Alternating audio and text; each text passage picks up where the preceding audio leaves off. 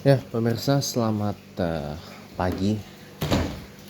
Selamat pagi buat semuanya. Jumat berkah hari ini di Hari Pendidikan Nasional.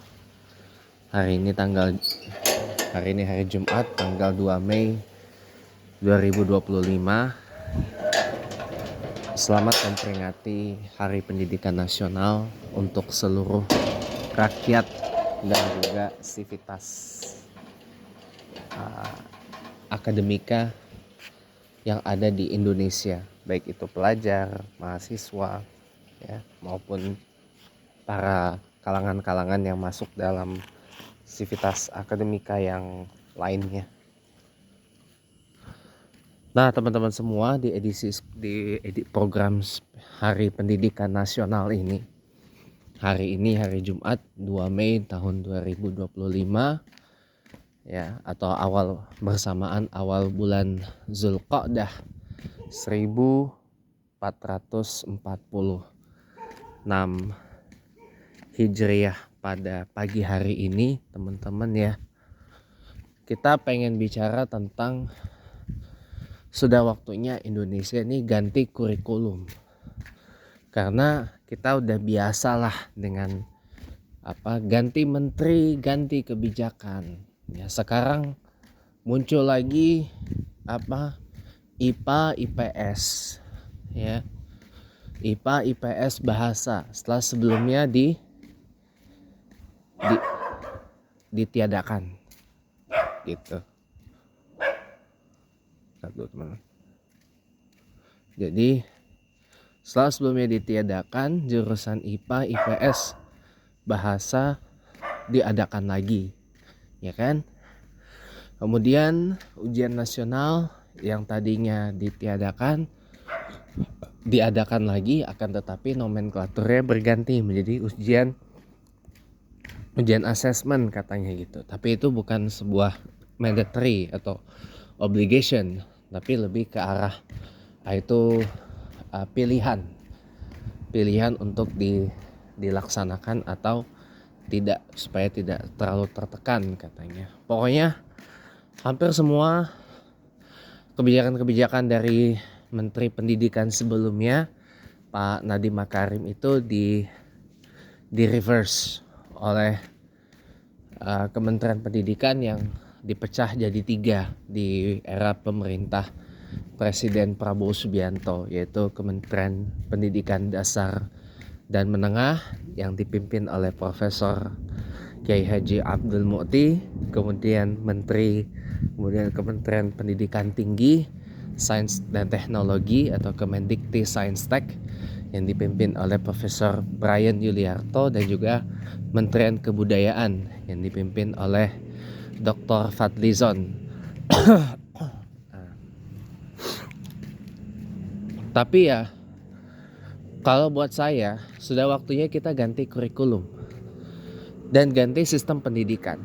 Kenapa?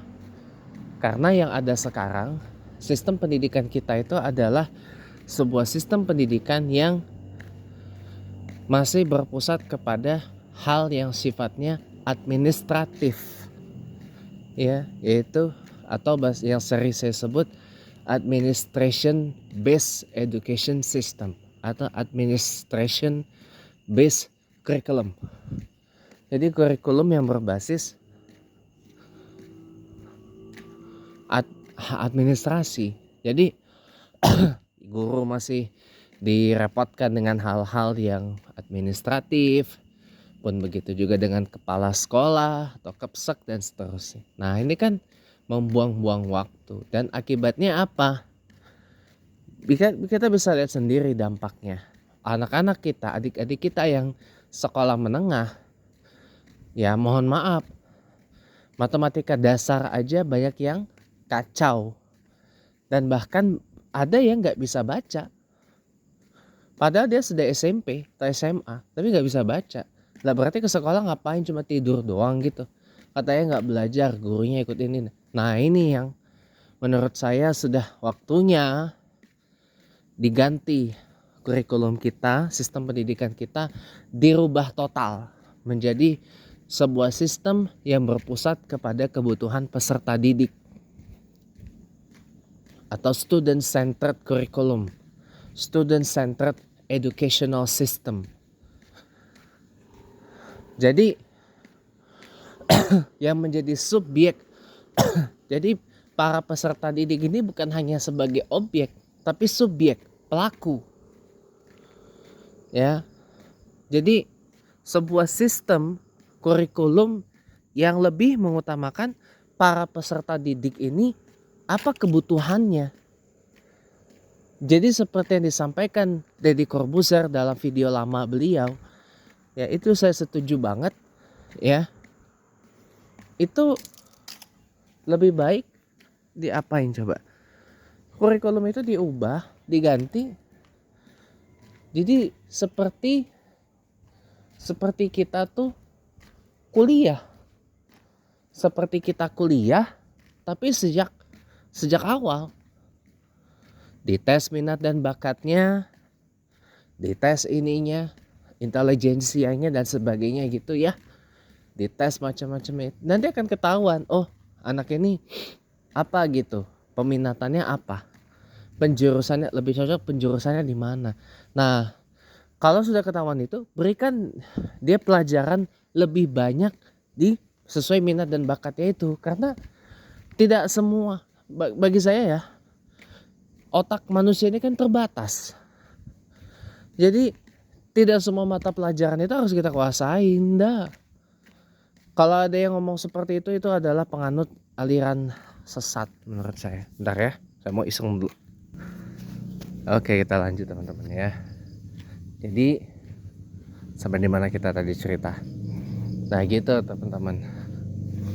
Jadi kita menganut sebuah sistem yang dimana itu mengutamakan apa yang dibutuhkan oleh peserta didik, bukan sebaliknya.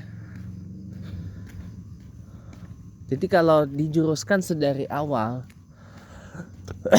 insya Allah anak-anak kita ini, adik-adik kita ini bakal menjadi orang yang terampil di bidangnya, akan menjadi spesialis di bidangnya masing-masing. Tidak perlu harus semua mata pelajaran, semua bidang ya kuasain, enggak. Karena yang terjadi sekarang ini adalah pemaksaan, forcing. Peserta didik harus bisa semua mata pelajaran, padahal sebenarnya enggak. Banyak diantaranya yang enggak terlalu penting banget.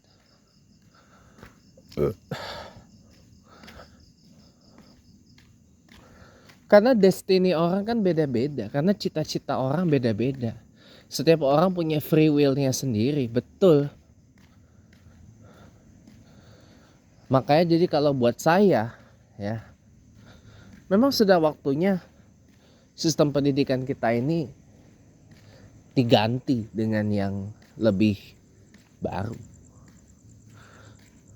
Kurikulum seperti apa ya? Kurikulum yang berpusat pada kebutuhan peserta didik, based on students needs, bukan administration based curriculum. Itu yang selalu saya kampanyekan. Maka dengan begitu ya, insya Allah gak akan kejadian kayak begini. Karena semua dipaksa untuk menganggap itu penting. Padahal ada beberapa yang mungkin anak itu tidak terlalu minat, tapi dipaksa untuk minat. Alasannya ya beginilah, ya begitulah, ya inilah. Akibatnya apa? Orang tua pun juga punya logical fallacy yang akut. Ya. Anak itu nilainya bagus di misal anak itu bagus di pelajaran bahasa Inggris, tapi nilai matematikanya jelek, tapi yang dilesin matematikanya itu kan goblok bin tolol. Iya kan? Mestinya yang dibagusin apa? Bahasa Inggrisnya. Anak itu bagus di kesenian, nilai matematikanya jelek, yang dilesin apa? Matematikanya. Nah itulah goblok dan tolol. Itu kan udah salah secara nalar aja udah salah. Secara konsep aja udah salah. Secara pahaman aja udah salah, ngapain diterusin? Itu adalah menurut saya logical fallacy yang akut, dan sayangnya ini terjadi di kita. Nah, supaya nggak terjadi logical fallacy yang akut, ya kita harus dimulai dari kita sendiri, yang mulai sadar. Nah, pokoknya kata kuncinya ingat ini aja deh, ya.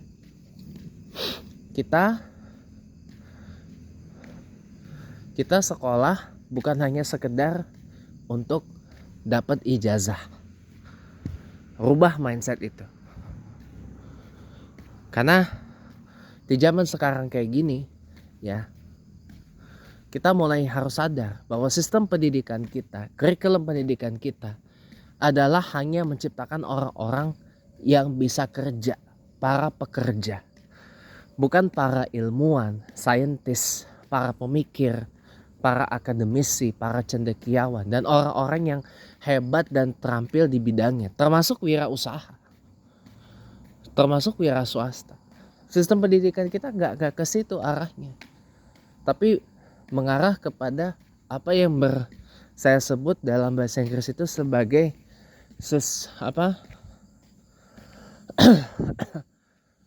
sustainable fallacy atau pembodohan berkelanjutan, ya. Ini saya berani ngomong kayak gini karena saya nggak menyaksikan dan ngalamin sendiri, ya. Jadi sistem pendidikan kita adalah sebuah sistem yang mengadopsi yang namanya kebodohan, keberlanjutan pembodohan atau sustainable fallacy. Ini nggak baik, teman-teman. Karena di kita nggak penting itu orang mau sekolah atau tidak sekolah, orang pandai tak pandai, orang cerdas tak cerdas, ya. Yang penting apa yang ada di mindset masyarakat sekarang ini, karena kelamaan miskin, karena kelamaan ini, ya, kelamaan miskin intinya. Yang penting bisa nyari duit. Nomor satu ya paling penting bisa nyari duit. Nah, kurikulum kita mendukung untuk kayak gitu. Jangan, stop. Rubah pola pikir kita. Sekolah itu tempat menuntut ilmu, tempat kita mendapat ilmu, tempat kita meraih ilmu, tempat kita tuh untuk belajar, untuk kemudian dibaktikan kepada masyarakat. Nah, itu yang benar. Jangan yang terjadi seperti sekarang ini, sustainable fallacy, pembodohan berkelanjutan. Jangan. Harus diakhiri ini, ya. Pembodohan berkelanjutan ini harus diakhiri. Ya, masyarakat kita ini harus dididik biar maju. Ya. Rubah sistem pendidikan. Tidak perlu harus semua mata pelajaran dikuasai atau gimana. Menurut saya tidak perlu. Biarkan anak-anak kita, adik-adik kita menjadi spesialis, terampil di bidang yang ia minati dan ia sukai. Dengan begitu kan insya Allah kita gak akan begini lagi negara kita. Dan dengan sendirinya tahu bagaimana cara nyari duit. Nah, tentu kalau bagaimana bisa nyari duit tentu perlu dibarengi dengan pertumbuhan lapangan pekerjaan yang lebih banyak. Gitu. Ya. Jadi ini aja yang bisa saya sampaikan untuk sekedar komemorasi Hari Pendidikan Nasional tanggal 2 Mei 2025.